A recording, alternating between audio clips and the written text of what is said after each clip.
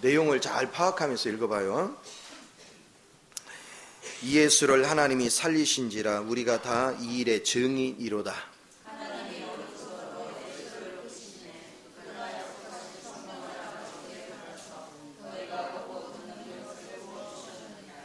다윗은 하늘에 올라가지 못하였으나 친히 말하 이르되 주께서 내 주에게 말씀하시기를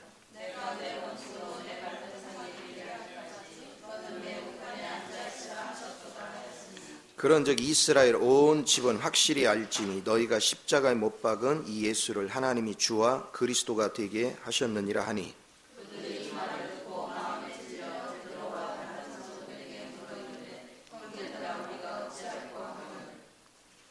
베드로가 이르되 너희가 회개하여 각각 예수 그리스도의 이름으로 세례를 받고 죄 사함을 받으라. 그리하면 성령의 선물을 받으리니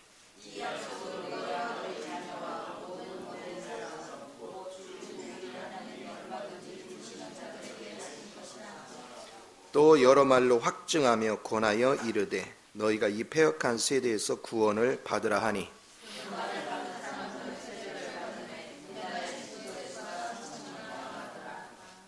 할렐루야. 지금 오순절날 성령이 임했는데 이 성령이 어떻게 해서 임했어요? 지금 읽어보니까 성령이 어떻게 해서 임했어요?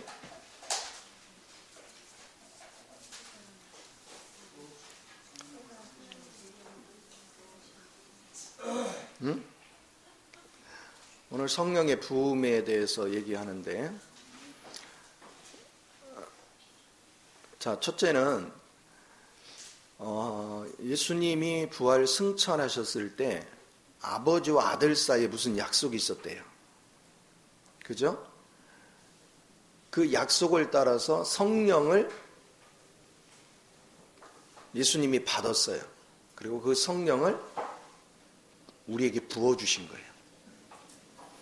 그러면 예수님이 어떻게 성령을 부어줄 수 있었어요? 36절에 보니까 그분은 주인이요 그리스도라는 거예요. 그리스도는 기름 붓다 이런 의미죠. 그분이 우리의 주가 되시고 그분은 하나님이 기름 부은 하나님 일꾼이에요. 그래서 우리에게 성령을 기름 붓듯 부었어요. 그러면 생각을 해보세요. 그리스도가 주가 되면 그분은 누구한테 이 성령을 계속 부어줄까요?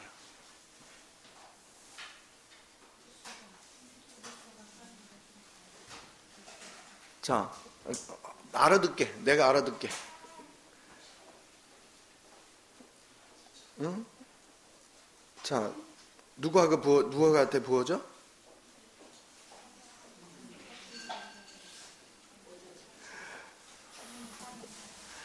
자기네들 그만 우물우물 얘기하고 나는 뭐 하나도 못 알아듣게 하고 평상시에 목소리도 크던구만.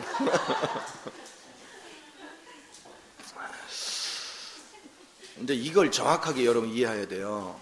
왜 여러분이 하나님의 성령의 부어짐에 의하여 능력을 받지 못하는가? 근데 우리가 요한복음 3장 34절에 보면 하나님은 예수님 앞에 성령을 계속 부어요. 한량없이 부어줘요. 이 한량없이 부어지는데 여러분들이 그 시편 133편에 보면 아론의 머리에 기름을 부었더니 이것이 흘러서 수염을 적시고 옷깃을 적시고. 그러면 이 옷은 어디에 걸치고 있는 거야? 우리 몸에 걸치고 있는 거예요. 그렇죠? 그러면 우리는 뭐야? 주님에게서 우리는 뭐예요? 그분의 몸이에요. 그러니까 여러분이 왜 하나님의 이 능력이 임하지 않느냐? 그분의 몸 안에 지체로서 우리가 온전히 붙잡혀 있으면 그냥 저절로 임하는 거예요. 그런데 우리는 뭐 하냐면 그리스도 몸 안에 붙어 있는 거에 초점을 두는 게 아니라 그냥 개인적으로 하나님께 막 능력 막 이러는 거야. 그런 역사가 없어. 그러니까 귀신 역사가 더 많은 거예요. 그래서 이런 것들 하나하나를 이해를 해야 돼요. 자, 보세요. 내가 첫 시간에 지식과 빛, 껍데기와 알맹이 얘기해 줬죠. 자, 그 다음에 이제 빛 안에 들어가면 빛 안에서 누리는 거에 대해서 얘기를 했어요. 먼저는 내게 있는 죄들이 발견되고 그거를 여러분은 보혈로 씻어내고 그리고 주님의 세계에 열리는 것만큼 누리면 누릴수록 그것이 내 안에 자란다고 했죠. 자, 그게 자라면 이제 외적으로도 내적으로 자라면 외적으로도 능력이 계속 부어지는 거예요. 그럼 그 외적으로 부어지는 거에 대해서 오늘 얘기하는 거예요, 이제. 그러니까 여러분은 그냥 무대뽀로 기도하는 게 중요한 거예요? 몸 안에 붙어 있는 게 중요한 거예요? 몸 안에 붙어 있는 게 중요한 거예요. 그러면 내가 몸 안에 붙어 있다는 얘기는 개인주의가 돼야 돼요? 항상 단체가 돼야 돼? 단체가 돼야 돼요. 자, 여러분이 신앙생활을 하는데 보세요. 내가 교회 생활을 하는 데 있어서 개인주의가 있는 사람은 다른 사람을 의식을 안 해. 그렇죠? 의식 안 해요. 내가 아무렇게나 살으면 저 사람에게 피해가 된다는 걸 몰라. 왜냐하면 나도 하나의 지체고 저 사람도 하나의 지체인데 이 지체가 한 몸을 이루어서 사는 거기 때문에 저 지체가 건강하려면 내가 건강해야 돼요. 그런데 그 지체 의식이 없어. 그러니까 뭐 하냐면 내 멋대로 신앙생활 하는 거야. 개인주의가 돼 있어. 그러니까 머리가 그리스도인데 이 머리의 아버지가 한량없이 성령을 계속 부어주는데 이것이 흘러서 몸으로 스며들어와야 돼. 몸으로 나타나야 돼요. 능력의 옷을 입어야 돼. 그런데 많은 사람들이 뭐냐면 교회하면 그리스도 몸이다 수없이 얘기하지만 그 몸을 인식하고 사는 사람이 거의 없는 거예요. 그러니까 능력이 안 입혀지는 거예요. 여러분이 그리스도 몸 안에 있으면요 능력이 저절로 와요. 왜 저절로 와? 아니 머리에 능력이 주어지면 아니 몸 구석구석에 영향을 끼치는 건 당연한 거 아니에요? 그렇죠? 각 지체에 영향을 끼치는 건 당연한 거 아니에요? 그러니까 우리가 성경을 왜 정확히 알아야 되냐면 성경을 모르고 무대뽀로 그냥 1대1의 관점에서 하나님 앞에 막 다른 사람 무시해버리고 자기만 열심히 막 기도해. 하나님 역사할 수가 없는 거야. 그래서 이런 의식이 여러분 굉장히 중요한 겁니다. 그래서 여러분이 신앙생활을 할 때 항상 잊지 말아야 될 것은 우리의 머리는 그리스도다. 나는 반드시 그 몸의 지체로서 다른 지체와 교통이 이루어져야 되고 그리고 항상 그리스도를 붙잡고 그리스도로부터 흐르는 그분의 영을 따라서 내가 살아야 된다. 이게 여러분 삶을 계속 지배해야 돼요. 그러면 우리는 지금 각자 집이 따로 있고 뭐 각자 생활이 다르지만 우리는 한 몸이라니까. 우리 모든 지체는 자기 역할이 있죠. 다 틀리잖아 하는 일이. 그러니까 우리가 같은 역할 안에서 여러분이 화합을 하고 그럼 우리 몸이 발전하는 거야. 자, 그러니까 우리 지체라는 것은 몸을 위해서 존재하는 거야. 만약에 몸을 위해서 존재하지 않고 독립이 되는 순간 그 지체는 어떻게 돼요? 죽어요. 이걸 여러분이 항상 인식을 해야 돼. 그래서 신앙생활은 개인주의로 흐르는 순간 여러분 망하는 거예요. 그래서 우리는 모이기에 힘쓰고 항상 단체를 인식해야 돼요. 내가 처신을 어떻게 함으로 옆 사람이 상처를 입게 되면 그게 그리스도 몸이 망가지는 거예요. 문제가 생기는 거예요. 그리고 우리는 내 생각대로 살 수가 없어. 주님이 기름 부으신 그 영을 따라 살아야 돼. 우리의 모든 지체는 머리가 지시하는, 신경계를 통해서 지시하는 그것을 따라서 자발적으로 움직이죠. 그분의 뜻에 반응을 하면서. 그러니까 이거를 항상 염두에 둬야 돼요. 그래서 우리는 내적으로 생명이 또한 흐르지만 이 몸 안에 있는 자를 하나님이 어떤 일을 시키려면 반드시 외부로부터 능력을 부어서 여러분의 행실이 주님의 능력으로 그 행실을 행함으로 주님을 표현하도록 만들어 놨어.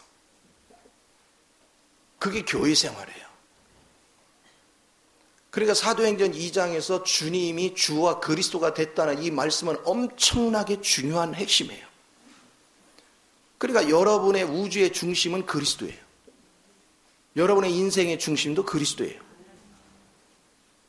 그리고 여러분은 항상 교회 안에서만이 주님이 주는 축복을 누릴 수 있어요.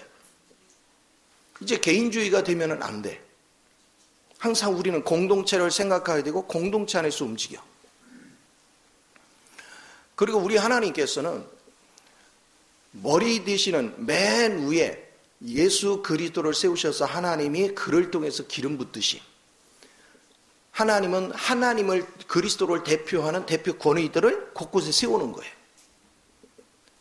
그래서 그 권위를 통해서 또 흘러가게 만드는 거예요. 이 생명이.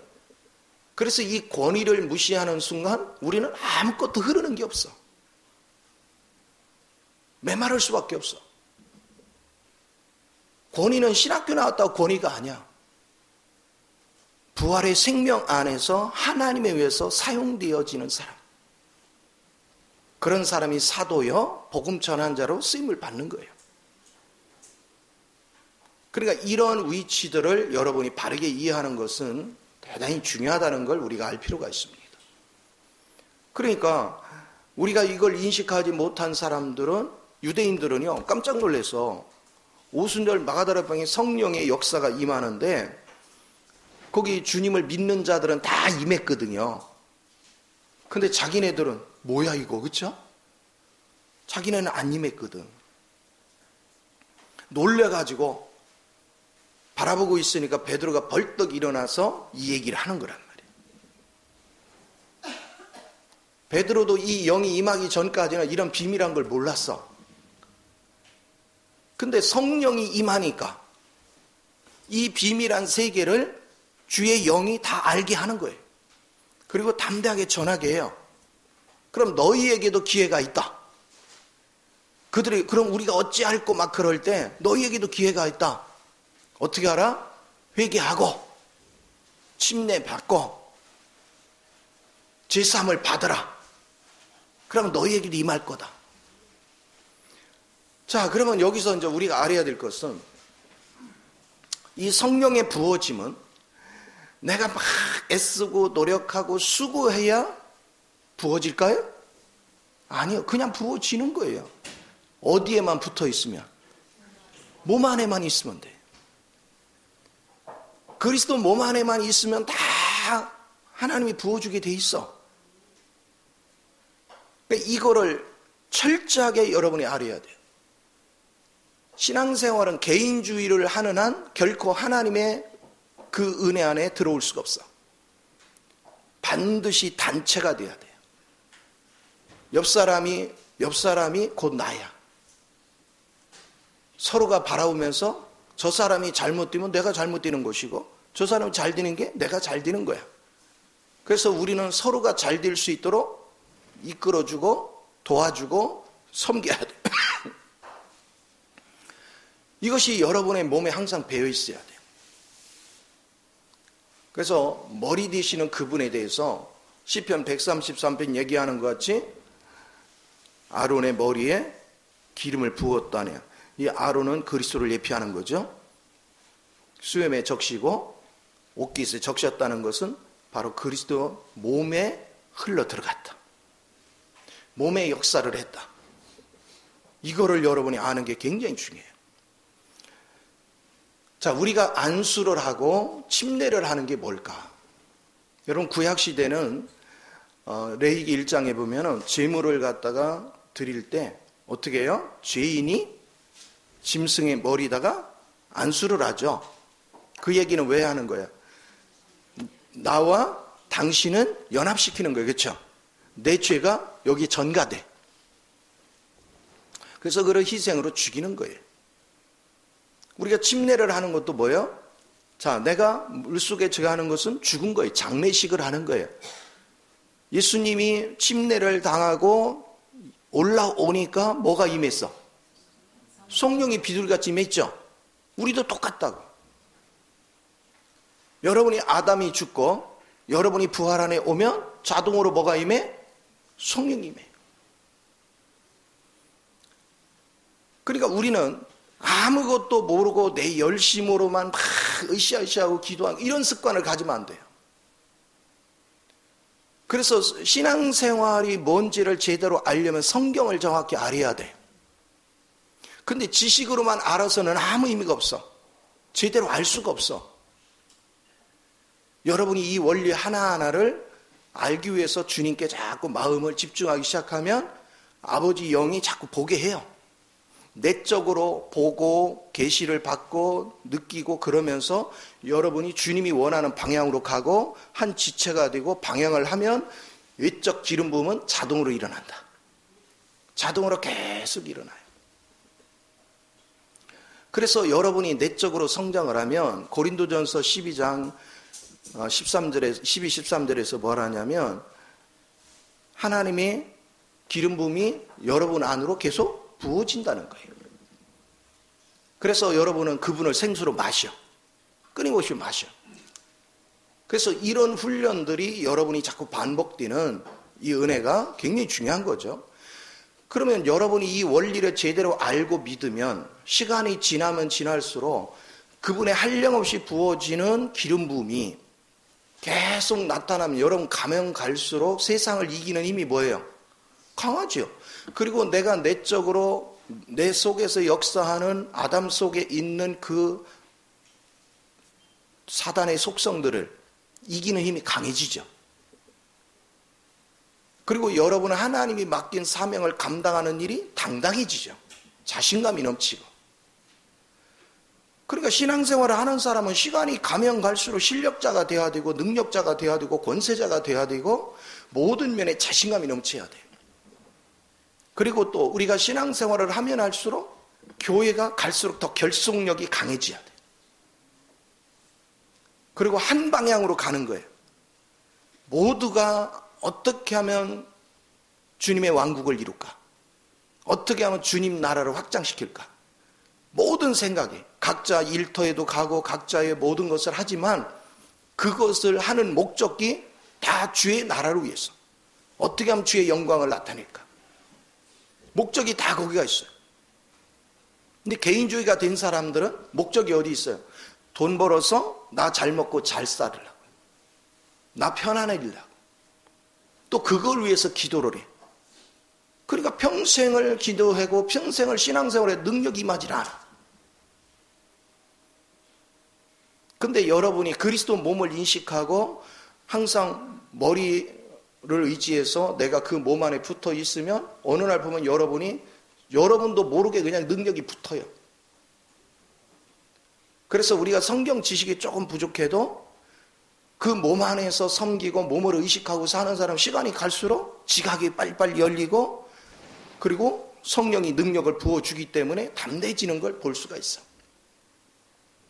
그래서 어느 시점에 되면 여러분이 별로 노력한 거 없는데 그냥 잘 되는 거예요. 왜? 그분의 능력이 들어오니까. 그분의 지혜가 부어지니까. 그분의 담대함. 이런 것들이 내게 부어지니까 우리는 어느 순간에 보면 그전에는 어렵게 여기던 것들이 이제는 쉽게 풀어갈 수 있는 능력을 갖게 돼요.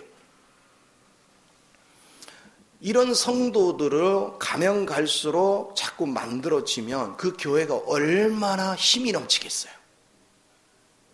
얼마나 멋지겠어요. 그러니까 하나님의 영을 따라서 서로가 도와주고 서로 떡을 떼고 그거는 하나님 말씀을 똑같이 같이 먹고 그리고 서로가 도와주고 그리고 사도의 가르침을 계속해서 받아들이고 그 안에서 이제 네 거 내 거 없이 서로 필요한 걸 다 공유할 줄 아는 그런 믿음의 단계가 되어지면 거기에 엄청난 힘이 넘치겠죠. 그래서 여러분이 교회 생활을 바르게 하면 누구는 너무너무 가난한데 나는 부자다, 이거 같이 수치가 없어. 엄청난 수치야. 우리는 공유를 하는 법을 자꾸 배워야 돼. 그래서 우리가 다 잘 돼야 돼. 이게 신앙생활하는 기본이에요. 근데 아직 몸을 인식하지 못하는 사람은 항상 내 호주머니 있으면 다 내 돈이지 네 돈은 아니야. 그렇죠? 그러나 그리스도 안에 있으면 어떻게 하냐? 우리 가족을 위해서 이게 쓰는 거야. 이게 너무 중요하잖아요. 나는 내 호주머니 돈이 있으면 내 거가 아니야. 내가 계획을 세울 수가 없어. 언제 자식한테 필요하게 들어갈지, 우리 가족 중에 누가 들어갈지, 또 성도들 중에서 급하게 또 누구한테 나가야 될지 항상 그냥 열려 있는 거죠. 그래서 손해를 보느냐? 절대 손해 안 본다니까. 자, 주님은 성령을 하나님은 예수님 앞에 성령을 한량없이 부어준다고. 한량없이 부어주는데 내가 몸에 붙어 있으면 그 부어진 게 누구한테도 한량없이 들어와. 나한테도. 그럼 우리 손해봐요? 그러니까 왜 신앙생활하면서 내 힘으로 살려 하냐고. 주님이 이루신 것으로, 주님이 우리에게 부어주는 능력으로 살아야지. 그래 여러분 삶이 풍요로워지죠. 그래서 안수에는 두 가지 관점이 있는데, 하나는 이렇게 죄를 전가시켜서 연합시키는 의미가 있고, 하나는 뭐하냐면 하나님에 속한 걸 전달을 하는 거예요. 저 사람에게 내가 이렇게 전달을 하는 거예요. 그래서 안수함으로 그 능력을 전달해요. 그래서 저 사람도 누리도록. 이것은 대단히 기초가 됩니다. 자, 여러분 히브리서 6장 1, 2절 한번 봅시다.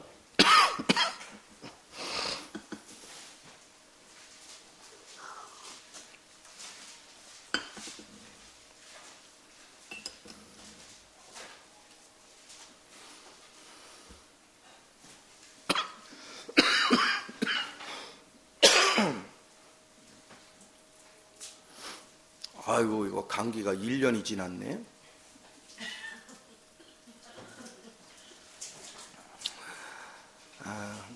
나라가 이제 안 빠지고 오니까 끊겠지. 그쵸? 알았지? 자, 히브리서 6장 1, 2절 한번 읽어봅니다. 자, 시작.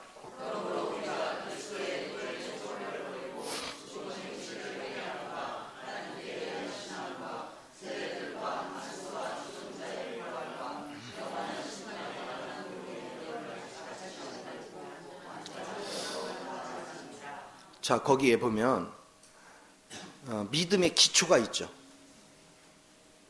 기초가 회개와 믿음. 그렇죠. 또 침례와 안수. 그리고 심판과 부활. 이 기초예요. 그러니까 이 기초를 이루지 못하면, 아니 기초가 안 됐는데 잘하겠어요? 이게 가장 기초예요. 이 기초를 여러분이 다 닦고 있어야 돼요.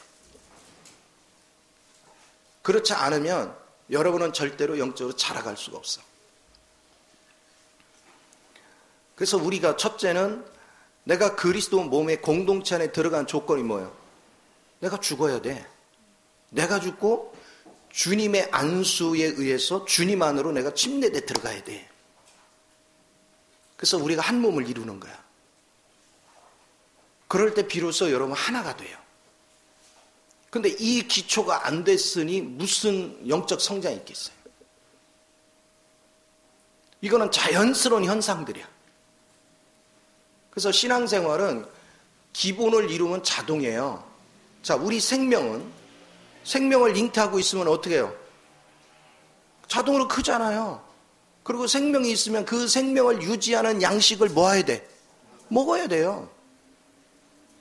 근데 많은 신앙인들이 뭐 하냐면 주님을 영접했으면은 당연히 옛 생명은 없어지고 뭐 해야 돼요? 이 생명이 살아야 되잖아. 근데 뭐가 살고 있어 아직도?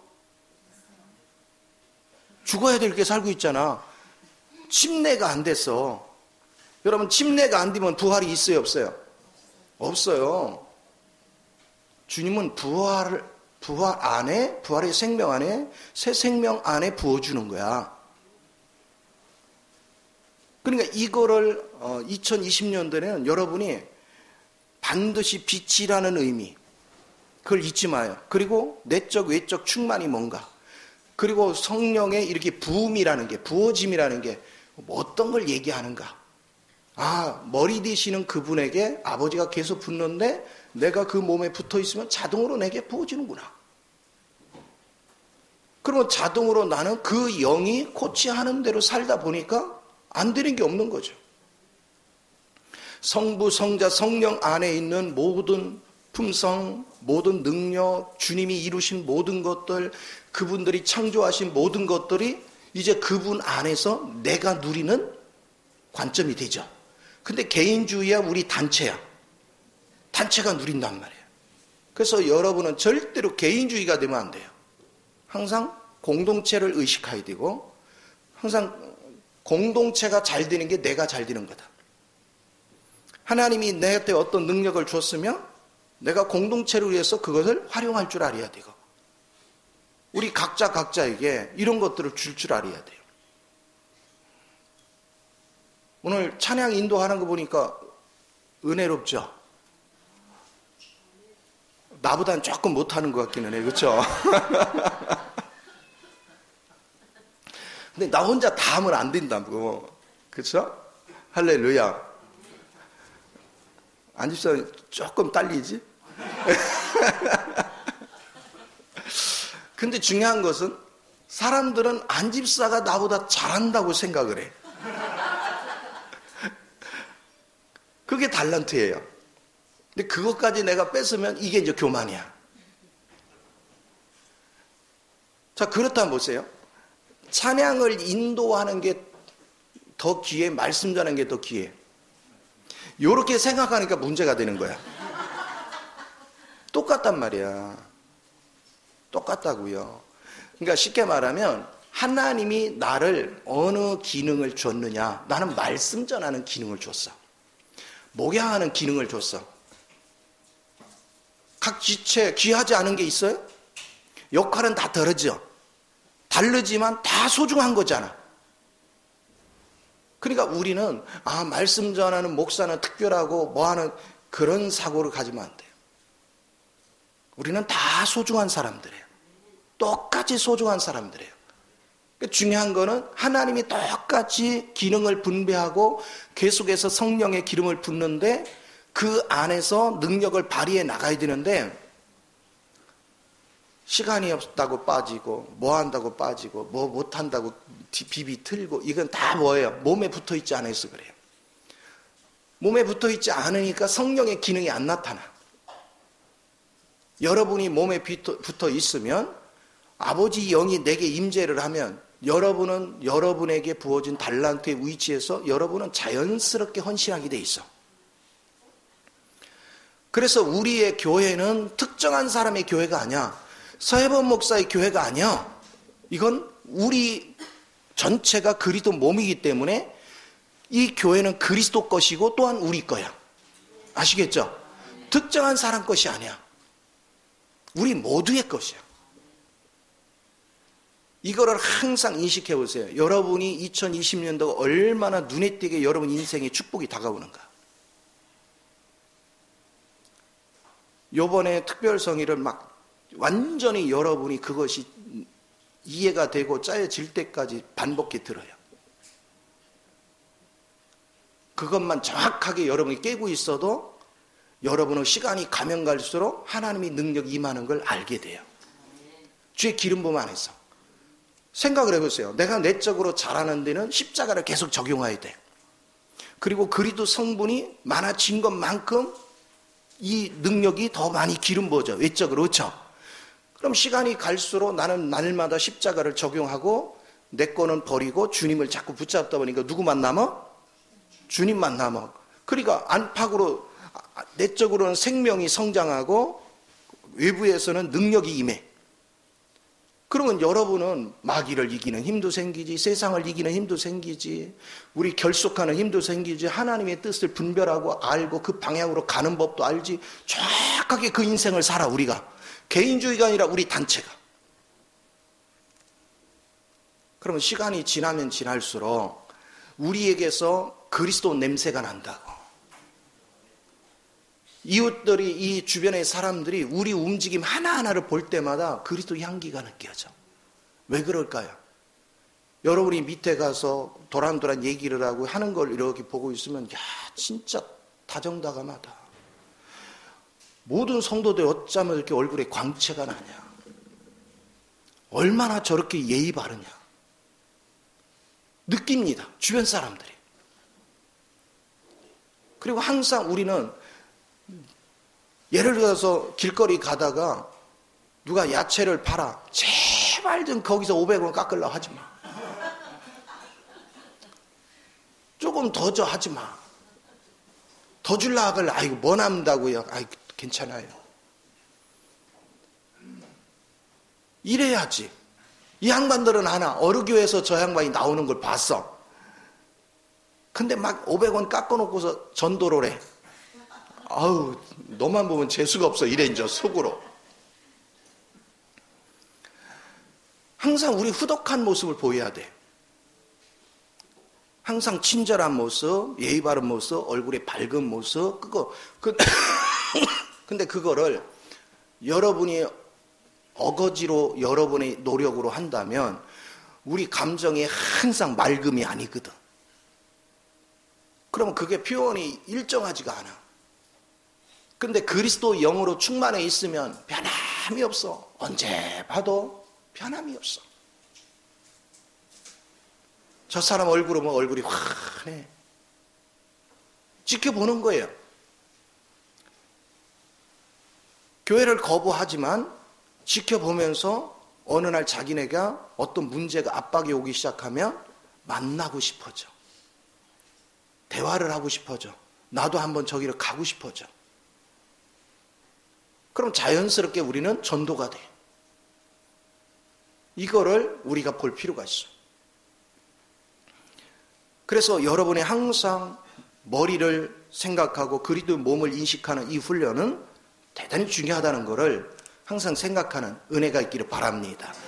자, 그러면 이제 우리가 이제 한 절 한 절을 찾아가면서 이것이 어떻게 적용됐는가를 한번 봅시다. 자, 사도행전 8장으로 가서 봅시다.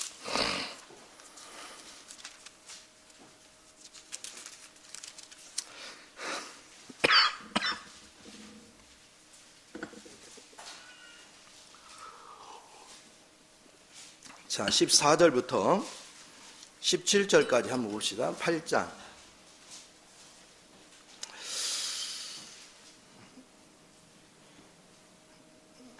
자, 17절까지 우리 같이 한번 읽어봅니다. 14절에서 17절까지. 자, 시작. 예루살렘에 있는 사도들이 사마리아도 하나님의 말씀을 받았다 함을 듣고 베드로와 요한을 베내매 그들이 내려가서 그들을 위하여 성령 받기를 기도하니 이는 아직 한 사람에게도 성령이 내리신 일이 없고 오직 주 예수의 이름으로 세례만 받을 뿐이더라. 이에 두 사도가 그들에게 안수하며 성령을 받는지라. 아멘. 자, 이거 읽으면서 느낀 거 없어요? 지금 빌립 집사가 사마리아 지역에 가서 복음을 전했어요. 그래서 믿는 자가 많이 발생했는데 성령이 한 사람도 임하지를 안 했어요. 베드로가 요한이 가서 안수함에 뭐가 임했어? 이게 무슨 의미일까요? 왜 빌립이 전할 때는 임하지 않고 빌립을 인해서 분명히 구원은 받았다는데 왜 이런 현상이 있어요? 자, 빌립이 가서 복음을 전할 때 교회 이름으로 갔어? 개인 이름으로 갔어? 개인 이름으로 역사하는 곳에는 이게 안 나타나. 그래서 예루살렘 교회가 파송을 해. 베드로와 요한을 안수함에, 대표성을 가지고 안수함에 하나님의 영이 임하는 거예요. 그러니까 이게 엄청나게 중요한 거예요. 우리는 개인주의가 되면 안 돼요. 그러니까 반드시 하나님의 그 능력은 절대로 개인주의가 되면 안 된다. 항상 단체가 되고 단체 안에서 같이 호흡하고 항상 성령의 인도를 받는 일에 우리가 집중하는 이 훈련이 되면 여러분 머지않아 전 성도에게 이 성령의 옷이 입혀집니다. 그러면 저절로 능력이 나와요. 표적이 일어나고. 만약에 하나님께서 소연이를 환자들을 돌볼 수 있는 능력을 하나님이 부었다 생각해 봐요. 그럼 성령을 딱 부었더니 얘게는 치료하고 사람들을 섬기고 이렇게 세울 수 있는 능력이 주어졌다고 생각해 봐. 얘가 가서 아픈 사람 손대면 다 뭐해? 치료가 일어나. 얘가 가서 귀신 들린 자 명하면 귀신이 나가. 이게 얼마든지 되는 거야. 지금 나라가 말씀에 대해서 제대로 모른다. 근데 얘가 이제 그리스도 몸 안에 붙어 있어. 근데 얘게 하나님이 특별한 달란트를 줬는데 거기에 성령이 기름 부었어. 그럼 그 분야에서 얘가 폭발적인 역사를 이루기 시작해.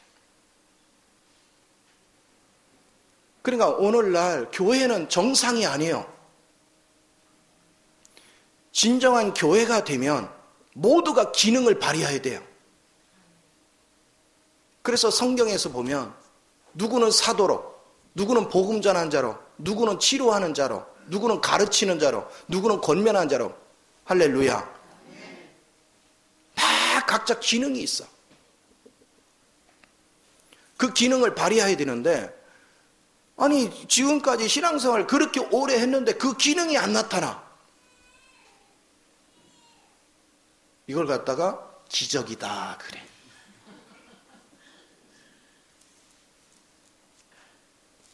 여러분이 각자의 능력을 발휘하는 게 그게 극히 정상이야. 근데 사람들은 어떻게 반응해요? 극히 정상인 거를 보면 기적이다 그래요. 안 나타나는 게 기적이에요. 나타나는 게 정상이에요. 이게 너무나도 중요한 거야. 자, 이런 생각을 해보세요. 제가 여러분한테 특별한 거 없어요.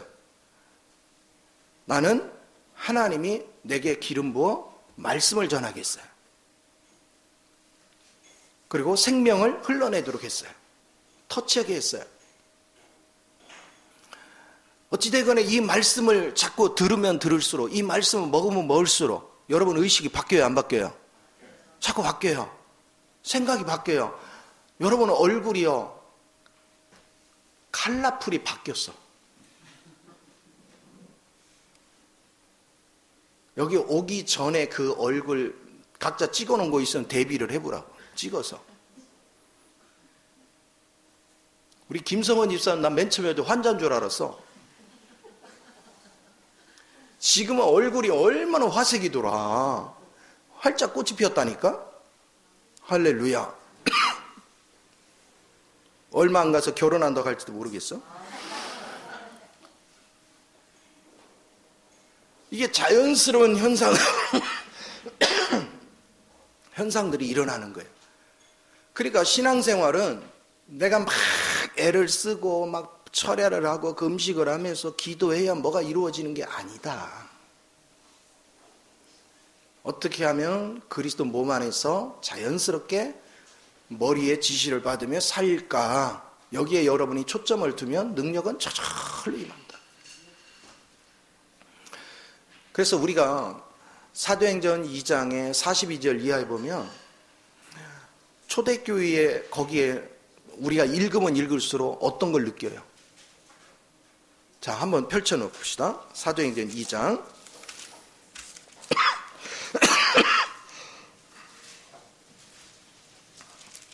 자, 42절에서 47절까지 한번 봅시다.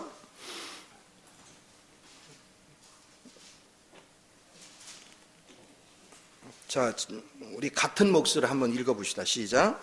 그들이 사도의 가르침을 받아 서로 교제하고 떡을 떼며 오로지 기도에, 자, 일단 요거 설명해 봅시다. 사도의 가르침을 받아. 자, 받으면 행동으로 옮기는 거야. 서로가 떡을 뗀다는 게 뭐예요? 떡은 그리스도로 먹는 거야. 우리가 말씀 안에서 같이 말씀의 교제를 나누는 거예요.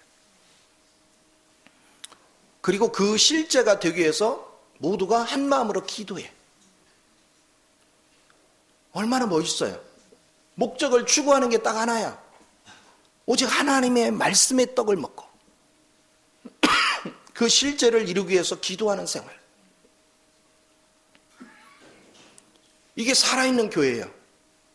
근데 막 모여가지고 뭐 누가 어떻고 저떻고 맨날 그냥 세상 그 쓰레기 같은 얘기만 하고 있으면 그게 무슨 교회냐고. 교회는 오직 말씀을 나누는 거예요. 그 다음에 또 봅시다. 43절. 자, 시작. 사람마다 두려워하는데 사도들로 말미암아 기사와 표적이 많이 나타나니. 아멘. 자, 여러분이 그리스도의 몸 안에 붙어 있으며 교회 안에 기사와 능력이 계속 일어나. 그리고 사람들마다 두려워하는 의미가 뭐예요? 내가 아담으로 행동할까 봐 항상 두렵고 떨림으로 주님을 사모하는 거예요. 그러니까 사도의 가르침을 단순한 지식으로 본 게 아니라 그 사도가 하나님을 대신하고 있는 거를 아는 거예요. 그래서 겸손하게 그 말씀 받아 먹는 걸 소중히 여겨요. 그런 성도들이 가득 채워져. 시간이 가면 갈수록 생동감이 넘쳐. 자, 그 다음에 믿는 사람이 다 함께 있어 모든 물건을 서로 통용하고, 그렇죠? 네 거 내 거가 없어. 가족의 특색은 뭐예요? 가족 중에 누가 벌어도 나만 써? 같이 쓰는 거예요. 자녀들이 가서 알바하면 자기만 쓰는 경우가 좀 있어. 그렇죠? 부모 건 다 띵겨 먹어도 아깝지가 않고. 옛날에 우리 딸이 알바할 때 그러더라고. 알바를 해서 교통비를 달래. 그래서 야, 엄마 너 알바하자니까. 이거는 내가 이걸 어떻게 벌었는데 그러고서 기가 막혀. 그건 안 써. 그래 달래. 가만히 보면 도둑들이야, 그렇죠? 근데 서로가 공유할 줄 알아야 돼. 그래서 또 재산과 소유를 팔아 각 사람이 필요를 따라 나눠주며 날마다 마음을 가져야 성전에 모이기로 힘쓰고 집에서 떡을 떼며 기쁨과 순전한 마음으로 음식을 먹고 오직 누구만을 찬송해? 하나님만을. 이게 살아있는 교회예요. 그래서 우리는 이런 살아있는 교회를 만들어 가는 게 그게 목적이야. 그거 하라고 성령을 부어주는 거야. 근데 여러분이 아담 성분에서 내 욕심만 부리고 내가 몸에서 이탈해가지고 자기 어떤 왕국을 세우려고 하면 거기에 무슨 하나님의 기름 부음이 있겠어요? 우리 마음이 주를 향하고 주님 안에서 공동체가 전부 다 주님의 왕국을 세우는 일에 마음을 다하면 그 성령의 기름 부음이 한량없이 일어나죠. 자, 성령이 기름 부을수록 우리에게는 뭐가 넘칠까요? 자, 로마서 5장 5절.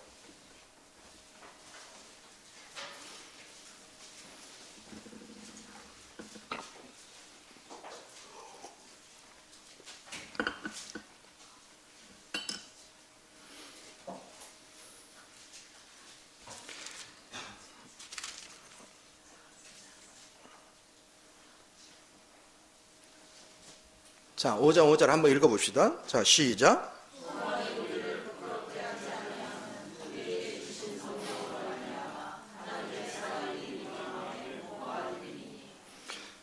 뭐가 부음받아?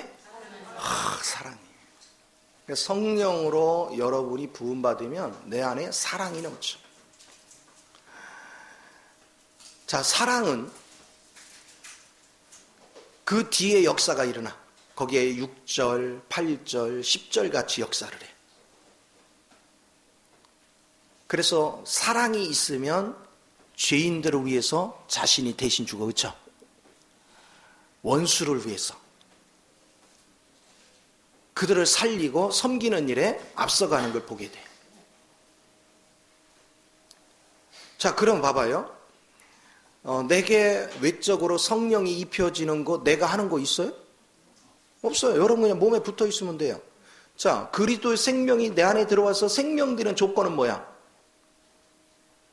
그냥 믿으면 돼. 내가 하는 거 아무것도 없어. 그냥 믿으면 돼. 근데 믿는 것까지도 믿을 수 있도록 하나님이 역사하죠. 그러니까 또 여기에 능력이 부어지는 것도 내가 노력하는 게 아니야. 몸 안에 붙어 있으면 자동으로 부어져. 자, 부어지니까 내 안에 뭐가 생겨? 그분의 사랑이 넘쳐. 그럼 우리가 노력해서 되는 게 하나도 없어. 주님의 원칙 안에만 딱 쓰면 자동으로 돼, 자동으로. 이 원리 안에 여러분 세워지는 게 중요한 거예요. 그럼 보세요. 사람들이 축복을 못 누리는 사람의 특색은 뭐냐면 이런 원리를 알려고를 안 해. 그리고 그 원칙 안에 쓰려고를 안 해. 몰라도 된다고 생각해. 그러니까 평생 고생하는 거예요. 애쓰고 수고하고 노력을 하는데 마귀한테 당하지. 몸은 몸대로 피곤한데 되는 건 없지. 맨날 짜증내지. 그리고 제어하는 것이 가서 처리하네, 산에 올라가네, 막 쫙 악을 쓰네. 하나님 악 쓴다고 역사해요? 원리 안에 들어오면 저절로 풀릴 거를. 그래서 내가 얘기하는 거예요. 금식은 왜 해? 원리 안에 들어가서 그냥 즐겨. 아니 오늘 먹을 걸 못 먹으면 내일도 못 먹는 건데. 왜냐 그 세월이 지났잖아. 먹을 거 먹어. 근데 몸에 붙어있는 게 뭔지 모르걸라 그건 먹을 자격이 없으니까 금식하란 말이야. 잠잘 자격이 없어요. 그러니까 부르짖어. 몸 안에 어디가 어떻게 해야 몸에 붙는 거냐고.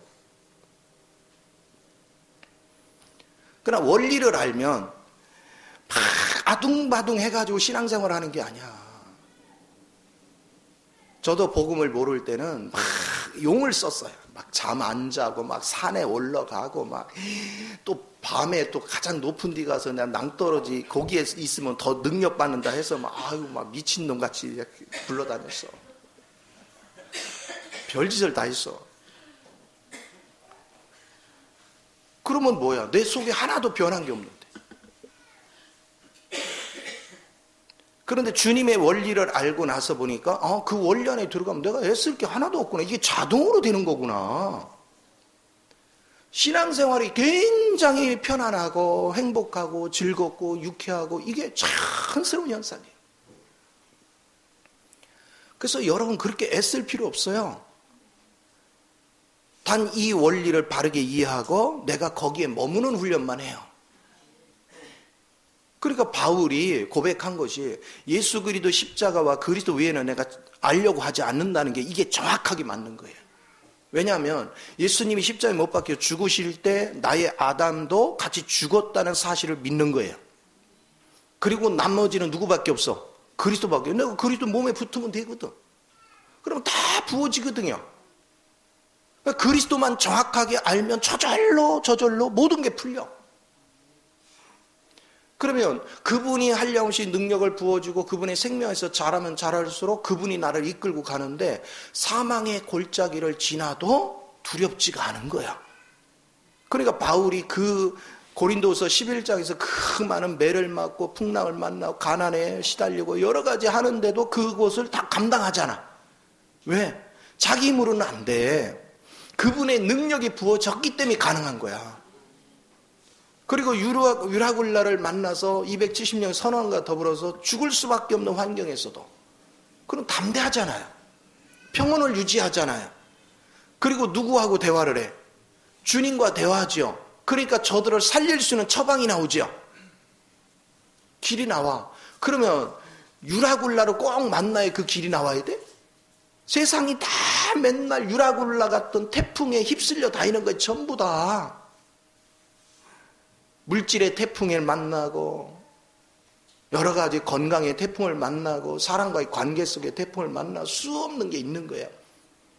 그럼 하나님의 능력을 입고 하나님과 교통할 수 있는 사람, 그 안에서 그들을 살릴 수 있는 길이 열리는 거예요. 여러분이 이런 실제 속에서 신앙생활을 하는 이 훈련을 바르게 할 줄 모르면 또 1년이 그냥 지나고 세월은 갔는데 2019년도나 별로 변한 게 없는 거예요. 그런데 이런 원리를 바르게 알고 그 원리 안에 머물러 보세요. 여러분 눈에 띄게 여러분이 바뀌어요. 근데 바뀌는 게 뭐냐면 어느 날 여러분이 여러분을 보고 놀래요. 시간이 지나면 지날수록 내가 아니야. 내가 이런 말을 할 사람이 아니야. 내가 이런 행동을 할 사람이 아니야. 내가 이렇게 담대한 사람이 아니야.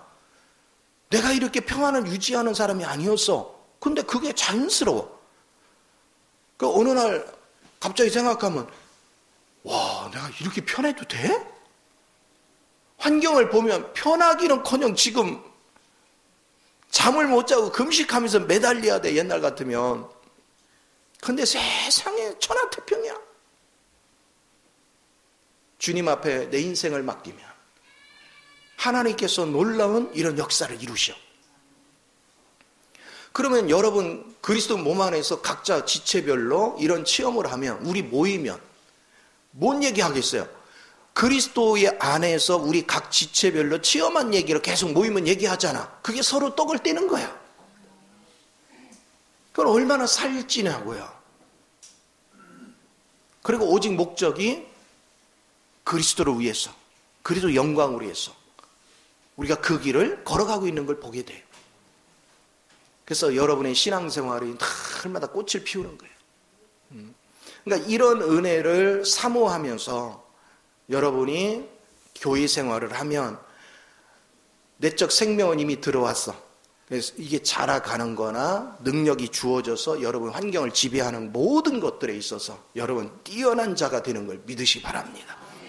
이렇게 될 때 들어가도 복을 받고 나가도 복을 받고 모든 민족 위에 뛰어난 민족이 되는 거예요. 그래서 여러분은 꼬리에 있는 게 아니라 하나님이 머리가 되게 만들어줘. 개인주의가 되는 한 하나님은 절대 머리를 안 세워. 반드시 우리는 교회가 돼야 돼요. 그리스도 몸 안에서 교회가 될 때. 그래서 선택은 여러분이 하는 거야. 그냥 여러분 몸 밖에서 그냥 계속 살 건지 몸 안에서 살 건지. 할렐루야. 자, 갈라디아서 5장 4절 봅시다.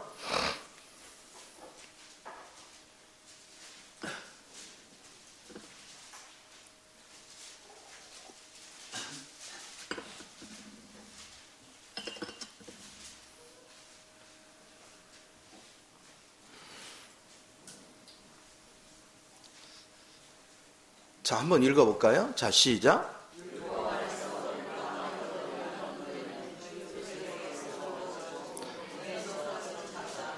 자, 이렇게 생각해 보세요. 내가 몸 안에 붙어서 내적인 그리스도의 생명과 외적으로 그분의 성령의 부어짐, 그걸로 살면 내 걸로 사는 거야? 그분 걸로 사는 거야? 내 거가 하나도 없죠? 하나님이 주시는 걸로 사는 거잖아. 이걸 갖다 은혜라고 그래. 그럼 여러분은 은혜 안에 살면 힘들어, 쉬워? 얼마나 편하네.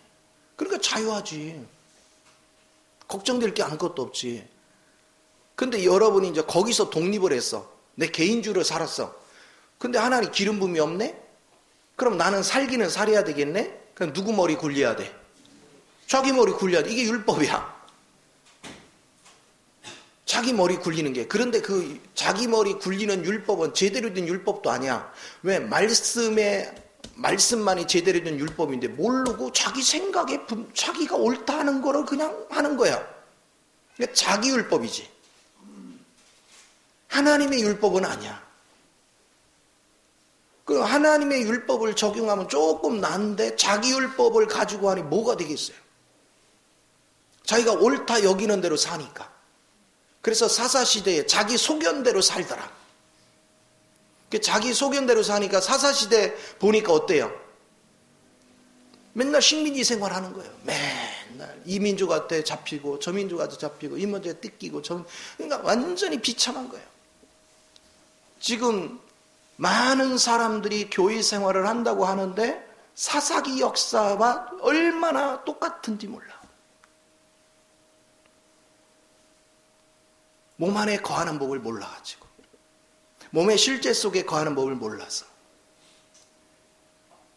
그래서 우리가 어떤 문제를 만나면 저 사람 문제가 아니고 그 문제가 곧 내 문제야.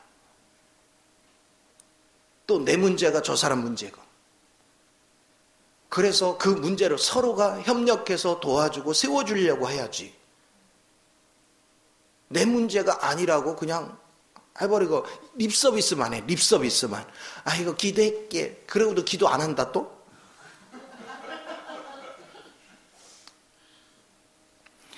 연말 연초 되니까 인사 글이 많이 와. 뭐를 위해서 기도할게요. 뭐를 위해서. 난 기도 안 하는 거 알거든.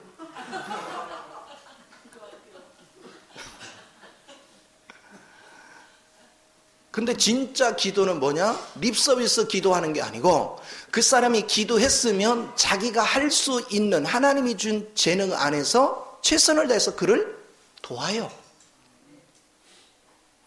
그가 일어날 수 있도록 협력을 하는 거예요. 그러면 그 사람 기도한 사람이라는 걸 알아. 근데 전혀 기도했다는 사람이 그런 반응들이 없어. 기도한 사람이 아니야. 왜요? 아니 주님과 기도하면 주님과 대화를 했으면 주님이 야 저 지체가 너무너무 힘들어하는데 네가 이렇게 도와라 저렇게 도와라 이렇게 섬겨라 다 하거든요. 근데 하나님 앞에 기도했다고 하면서 그걸 전혀 반응이 없어요. 자기 수준에서 할 수 있는 반응이. 기도 안 한 사람이에요. 그러니까 제발 립서비스만 하지 마라. 우리는 주님과 교통을 했으면 주님이 우리 공동체, 우리 그리스도의 몸 안에서 우리 각 지체가 할 역할을 알게 하신다. 그래서 그 몸 안에 붙어 있으면 자동으로 뭐가 임한다? 성령이 계속 부어지신다. 이 능력을 가질 줄 아는 사람. 이게 여러분 삶을 풍요롭게 해요. 예를 들어서 생각해 봅시다. 가족이 있어. 가족 중에 누가 뭐를 실수했거나 문제를 일으켜가지고 막 돈을 엄청나게 잃었거나 하여튼 엄청 재산 피해를 봤어. 그러면 막 성질을 부려가면 너 그냥 그때 막 이렇게 하면은 해결이 돼야 안 돼. 해결 안 돼. 그렇죠? 근데 격려해줘. 당황하지 마. 이럴 때일수록 우리 가족이 뭉쳐야 돼. 그래서 한 마음을 가지고 이거를 잘 극복해보자. 그래 되면 다 문제가 풀려요. 그러니까 귀신의 영은 잘못한 거를 주목해서 계속 지적하게 해서 분열을 시켜요. 가제나 고통스러운데 마음이 지금 여리고 아프고 약해진 상태인데 막 공격을 해서 분열시켜. 그러니까 분열이 너무 잘 튀지. 그러니까 철천지 원수가 돼버리는 거예요. 근데 어려움을 겪을수록 뭐 하느냐면 당황하지 마. 이럴 때일수록 가족이 힘을 모아야 돼.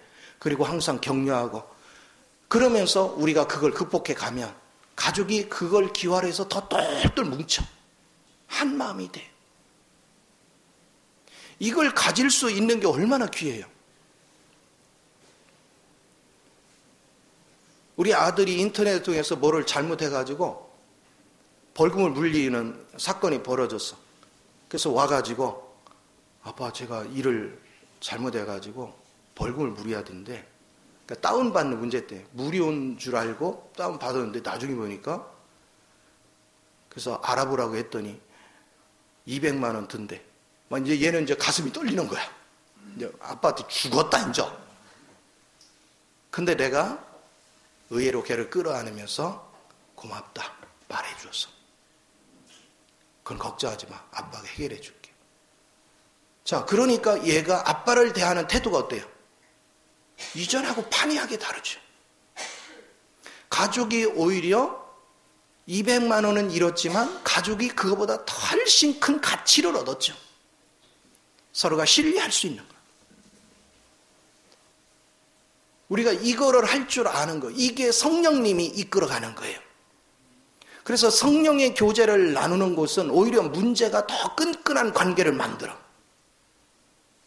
그래서 하나가 되게 만드는 거. 그리스도의 영광을 이룰 수 있게 만드는 거.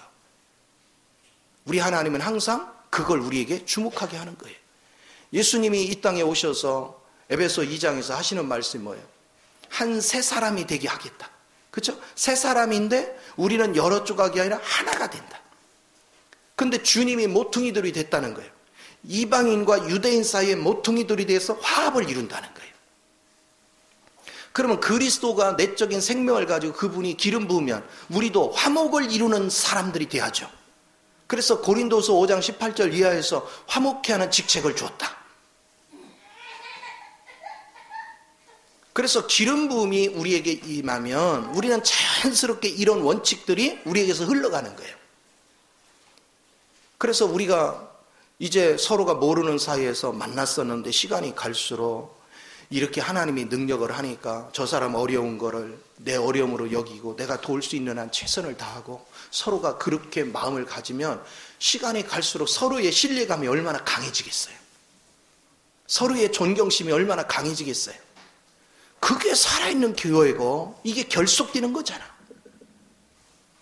그리스도의 한 몸으로 단단해지는 거예요. 하나님은 이런 교회를 세우려고 오늘도 기름을 계속 붓고 계시는 거예요. 우리가 이 기름 부음 안에 머무르는 이 은혜가 대단히 중요한 줄 믿습니다. 자, 또 하나님은 교회를 통해서 기름을 붓지만 또한 뭐냐? 이방인들이 주님을 사모하는데 거기에 가면 또 어떤 일이 있는가? 고넬료를 찾아가는 그 역사를 봅시다. 자, 사도행전 10장.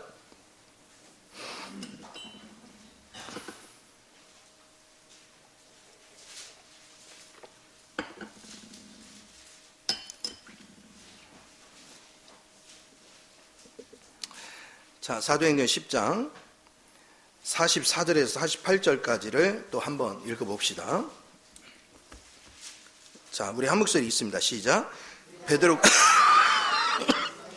말씀 듣는 모든 사람에게 내려오시니 베드로와 함께 온 성을 받은 신자들이 이방인들에게도 성령 부어주심으로 말미암아 놀라니 이는 방언을 말하며 하나님 높임을 들음이러라. 이에 베드로가 이르되 이 사람들이 우리와 같이 성령을 받았으니 누가 능히 물로 세례 베품을 금하리요 명하여 예수 그리스도의 이름으로 세례를 베풀라 하니라.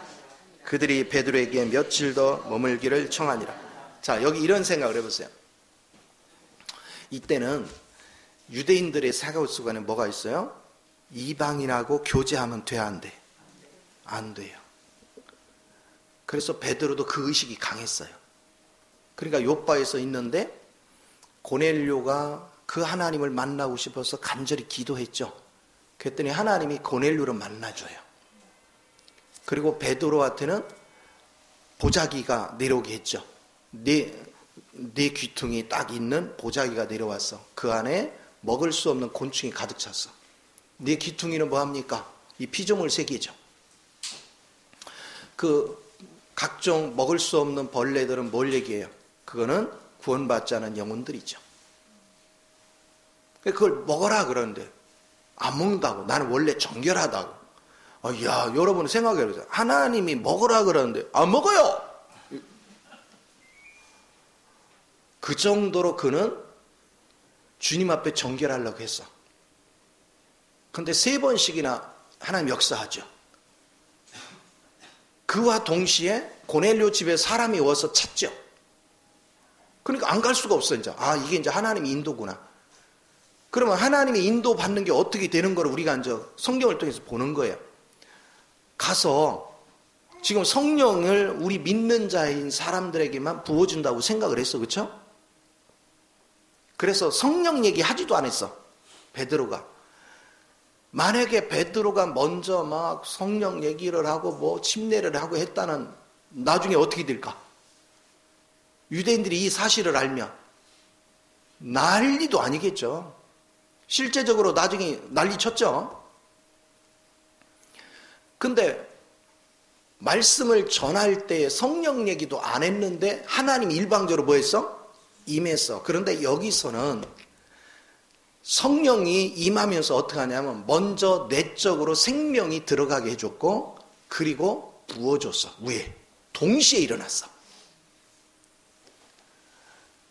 왜 그러면 그들은 성령이 먼저 마음에 생명으로 들어가 줬어요? 이들은 몇 날 며칠을 사모하면서 기도한 자들이에요.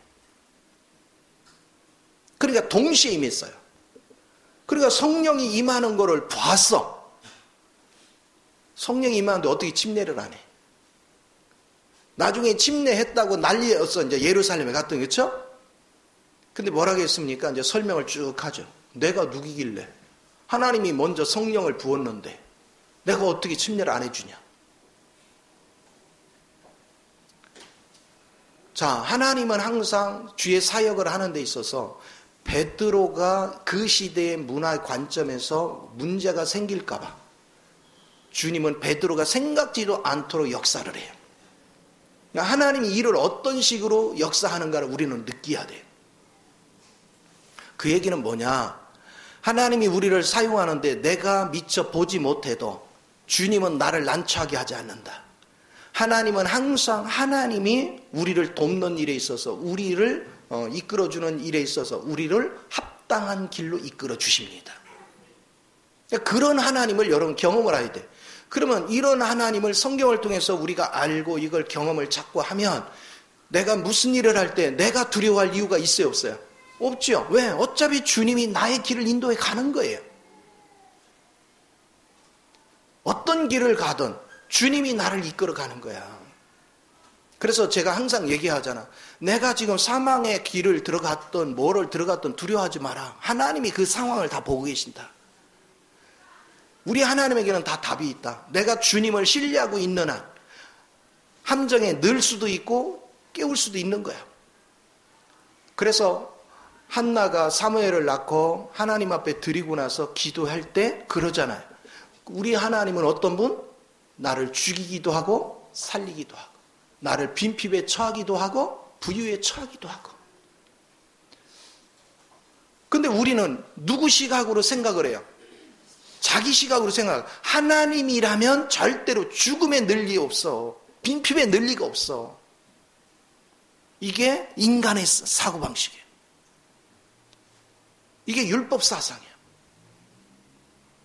근데 주님이기 때문에 여러분 속에 이렇게 안팎으로 한량없이 성령을 부어주기를 원해요. 내적인 생명과 외적인 능력을 부어주기를 원하는데 여러분 속에 이걸 부을 수 있도록 정결케 돼야 되는데 불순물이 너무 많아. 그래서 여러분은 그걸 알게 해주려고 여러분을 빈핍에 집어넣기도 하고 사망길에 집어넣기도 해요. 그래서 바울이 고린도서 1장에서 그러잖아요. 루스드라 갔을 때 자기가 거반 죽은 줄 알았다. 그렇죠? 사형에 처한 줄. 근데 그것은 자신을 의지하지 않고 누구를 의지하게 하려고? 주님을, 하나님을 의지하게 하려고. 하나님이 자신을 그렇게 다뤘다. 그러니까 자기의 사고방식을 버려야 돼요. 내 사고방식에 묶여있는 한 아무것도 안 돼요. 그러니까 결국은 뭘 얘기하냐면 우리는 머리에 굴복된 자에게 기름 부음이 임하는 거야. 하나님의 역사가 일어나는 거예요. 그래서 내 높아진 이론을 다 예수 그리스도 앞에 굴복시켜야 돼요. 자기 이론이 교만을 떠는 거예요. 여러분의 이론이 많으면 여러분의 관점에 다 판단을 하잖아. 그렇죠? 근데 주어진 환경은 내 관점대로 되는 게 아니에요. 하나님의 안배가 있는 거예요. 오늘 망하는 자리에 있는 것 같지만 결코 그것이 망하는 자리가 아니고 흥하는 자리에 있단 말이에요. 이것을 우리가 보는 은혜가 너무 귀하죠. 우리 요셉 얘기를 한번 해봅시다. 자, 야곱이 요셉이 죽었다고 정보를 들었어. 그렇죠? 죽은 줄 알았어. 근데 요셉은 나아가지고 종살이하고 감옥 생활을 13년 동안 그 경험을 한 다음에는 총리가 됐어. 알아 몰라? 야곱은 모르고 있어요. 여전히 아들 생각하면 마음이 애려. 다 몰라. 근데 언제 알아? 언제 알아요? 그가 야곱을 데려오라고 총리가 가마를 보내죠. 가마를 보고야 아는 거야. 그 전에 아들들이 와서 살아있다고 얘기할 때는 안 믿었어. 가마를 보고 믿어. 오늘 주님께서 다 이루신 것을 우리가 아무리 얘기해도 사람들이 안 믿어. 근데 하나님의 성령이 부어져서 만짐바 되면 이제 믿어지기 시작하는 거야. 하나님의 일하심의 역사를 우리는 봐야 돼요. 그러면 이제는 자, 주님께서 다 이루었다 했는데 뭘 다 이루었냐 이거야. 나는 지금 힘들고 어렵고 막 이런 게 보이는데, 근데 어느 날 성령의 기름 부음 안에 있어 다 이루어진 실제를 내가 봤어. 그러면 이제 염려 근심 해요, 안 해요? 안 해요. 진짜 자유해지죠. 그리고 그때 가서 뭐라고 할까? 박수를 치면서 하나님께 찬양하는 거야. 내가 사망의 골짜기를 통과하게 한 것이 이거를 누리게 하시려고 하나님이 그 과정을 통과했구나. 나는 그것도 모르고 막 원망하고 불평하고 막 갖가지 판단 정지를 일삼았구나. 이걸 여러분이 경험하는 거예요. 그래서 하나님을 알면 원망거리가 사라져. 야, 하나님이 놀라운 세계로 우리를 이끌어가는구나. 시간이 지나면 그거를 명백히 알게 됩니다. 그래서 성경에 신앙생활을 하는 사람들은 하나님을 보지 못한 사람은 현실을 보고 계속 말을 하고, 하나님을 본 사람은 묵묵하게 때를 기다려요. 하나님의 때를. 요셉은 꿈꾸는 자였어요. 하나님의 꿈을 통해서 자기에게 비전을 줬어요. 그가 13년 동안 종살이하고 감옥 생활을 하는 동안에도 그 마음이 흐트러지지 않고 얼굴이 찌그러지지 않은 것은 그 소망이 믿어졌기 때문에. 그는 흔들리지 않았어. 당황하지 않았어. 왜 우리가 자꾸 환경에 따라서 춤을 추느냐? 보지 못하는 거예요. 그러면 지금 성경도 마찬가지입니다. 주님께서 하시는 말씀은 주님이 부활하신 다음에 너희 속에 생명을 불어넣고 이제 네가 몸 안에 거하고 있으면 그분의 성령은 계속 부어진다. 그리고 그 부으심 안에서 내 능력을 쓰는 게 아니라 그분의 능력을 쓰는 것이고, 그분이 영적으로 자라게 하고 자라면 자랄수록 그분의 세계가 자꾸 풍성하게 보여지고 만져진다. 그러면서 그분의 성령이 부어질수록 내 마음에 사랑이 더 깊어지죠. 그래서 사랑의 깊이와 높이와 넓이와 길이의 사랑이 무한대로 확장되는. 그래서 네가 생각하는 것이나 구하는 것에 넘치도록 역사하는 그 하나님을 체험하게 하신다는 거예요. 이 성령의 부음을 우리가 경험하면 여러분 살아가는 게 얼마나 자유한지 몰라. 그래서 우리는 어려운 환경을 주목하는 것이 아닙니다. 이미 주님 안에 완성된 세계, 그리고 하나님께서 성령을 통해서 나를 그 방향으로, 그 누릴 수 있는 방향으로 이끌어 가시는 그 실제 안에서 우리는 잠잠히 그분의 인도하는 따라서 우리는 순종하는 거예요. 그게 믿음이에요. 그래서 이 믿음을 붙잡을 줄 아는 것, 이게 얼마나 귀한걸 우리가 봐야 돼요. 자, 그 다음에 이제 사도행전 19장으로 한번 가서 봅시다.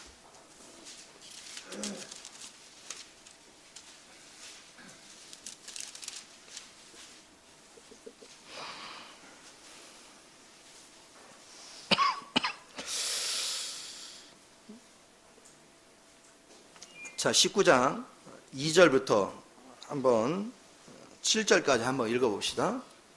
자, 시작.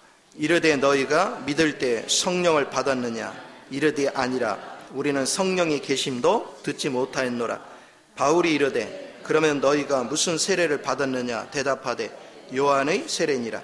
바울이 이르되 요한이 회개의 세례를 베풀며 백성에게 말하되 내 뒤에 오시는 이를 믿으라 하였으니 이는 곧 예수라 하거늘 그들이 듣고 주 예수의 이름으로 세례를 받으니 바울이 그들에게 안수하며 성령이 그들에게 임함으로 방언도 하고 예언도 하니 모두 12사람쯤 되니라.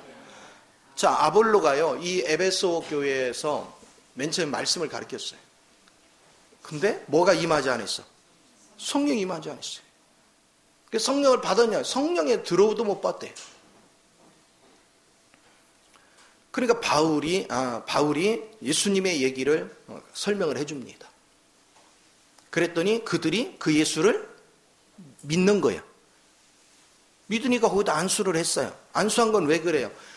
바울 안에 지금 들어오신 그 영을 뭐 하는 거예요? 전달하는 거예요. 여기에 임하도록. 그랬더니 순식간에 그들에게 성령이 임하죠. 이래서 구원은 받는 걸 우리가 볼 수 있어요. 자, 이것은 또 상징적으로 뭘 보여주냐면 하나님께서 이 땅에 대표 권위를 두고 성령에 사로잡히고 그리스도 영을 따라 사는 사람들을 대표 권위를 세우고 그를 통해서 안수함에 계속해서 흘러가게 하는 거예요. 생명이 흘러가게. 안수의 위력이 여기 있는 거예요. 근데 내가 뭐 사업을 잘 되게 해주세요. 뭐 안전하게 해서 뭐 했어요. 그래서 머리 내밀고 안수해. 아무 효과가 없어. 안수 효과는 언제 했냐? 그리스도 몸 안에 머물러야 되겠는데 내 힘으로는 안 돼.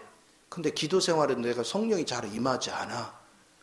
그래서 안수를 해줌으로 그리스도 몸을 인식하게 해주는 거예요. 그래서 몸 안에서 머물고 몸 안에서 누리도록 만드는 거예요. 그러니까 우리는 신앙생활을 하는 모든 과정 속에 하나님이 일하시는 그 원칙들에 여러분이 눈을 뜨지 않으면 여러분 평생을 믿어도 별로 능력도 발휘되지 않고 하나님의 말씀도 제대로 이해되지도 않고 내가 수없이 머리 대시는 그리스도와 교회를 얘기하지만 그게 뭔지를 모르는 거예요. 그냥 귀로만 듣고 있지 전혀 능력이 나타나질 않아. 그러니까 반드시 이런 과정 하나하나를 제대로 알고 여러분이 거기에서 성령에 의해서 터치함을 받는 2020년도가 되면 여러분은 눈에 띄게 여러분 인생이 바뀝니다. 정말 삶이 눈에 띄게 바뀝니다. 그런데 이 원칙에 게으르면 이 원칙에 서지 않고 여러분이 세월만 허비하면 여러분 환경은 1년 후에도 똑같습니다. 오히려 더 악화될 수도 있습니다. 그러나 이 실제 안에 들어오면 놀라운 길을 여러분은 발견하는데 그게 뭐냐? 하나님이 내게 원래 줬던 달란트를 나는 모르고 살았는데 성령이 부음받으면 그게 막 드러나. 그래서 꽃피우게 되는 거예요. 드러나니까 주변 사람들이 재는 걸 봐요. 자기만 보는 게 아니라 주변 사람이 본다니까. 그래서 필요한 곳에 활용할 수 있도록 다 만들어가. 그래서 여러분의 인생이 활짝 열리는 겁니다. 그러니까 그리스도 안에서 산다는 것은 이론 공부하는 것이 절대 아니다. 예배당 뜰 밟고 다니는 게 아니다. 이 그리스도의 실제 영 속에 들어가서 그 영을 따라서 내가 사는 법을 배우는 것이다. 그럴 때 여러분의 삶이 풍요롭게 바뀝니다. 이 은혜를 누릴 수 있는 사람, 그게 너무 귀하죠. 사실 우리 교회는 하나님께서 이런 울타리 안으로 여러분 집어넣었어요. 영의 울타리 안으로. 그런데 중요한 건 통로가 막혀서 왜? 십자가 적용을 제대로 안 해가지고 지각이 열려야 이게 적용이 되는데 이게 안 돼가지고 그래서 여러분은 아직 지식 수준에 머물러 있는 거예요. 체험도 약하고. 그러니까 하나님을 체험은 조금 일부라도 했으니까 내 마음대로 도망도 못 가고 또 계속 있다니 답답하고 갈팡질팡 해가지고 엘리야가 도단성에서 그 아세라 제사장, 바알 제사장들과 그 영적 싸움을 할 때 뭐라고 얘기해요? 백성들한테 하나님 편에 서든지 저 바알편에 쓰더니 분명하지. 양다리 쫙 걸치고 뭐 하는 거냐? 아, 이거 누구를 보는 것 같아? 이것을 생각하란 말이에요. 그래서 주님 안에서 우리가 사는 것이 얼마나 가치가 있는가. 그래서 제발 세월만 허비하지 말고 제가 말하는 이 의도들을 실제를 나도 하나님 보게 하소서. 그래서 이 실제 속에서 살 수 있는 은혜를 더하소서. 어차피 내 힘으로 사는 게 아니야. 이 은혜가 와야 내가 살아. 그러니까 그걸 옳고 계속 기도하는 은혜가 있기를 바랍니다. 기도하겠습니다. 존귀하신 주님,